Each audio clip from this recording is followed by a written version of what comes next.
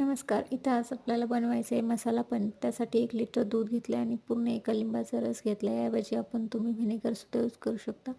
लिंबाच्या रसामध्ये जेवढा रस आहे त्याच्या 2 पट अधिक पाणी घालायचं आणि इथं दूध उकळल्याच्या नंतर त्याच्यामध्ये आपण हे बनवून ठेवलेलं रस आणि पाणी मिक्स केलेलं त्यात टाकायचं आणि कॉटनच्या कपड्यामध्ये हे असं दूध फाटलेलं टाकून व्यवस्थित ते धुवून घ्यायचं, जेणेकरून आपण व्हिनेगर किंवा लिंबाचा रस जे टाकला त्याचा स्मेल येऊ नये म्हणून. आणि मसाला पनीरसाठी जो मसाला बनवायचा त्यात 3-4 मिरच्या आणि मिरेपूड त्याऐवजी तुम्ही चिली फ्लेक्स किंवा ऑरिगॅनोसुद्धा घालू शकता. माझ्याकडे ते नव्हतं त्याच्यामुळे मी हे घरगुती पद्धतीने बनवलं.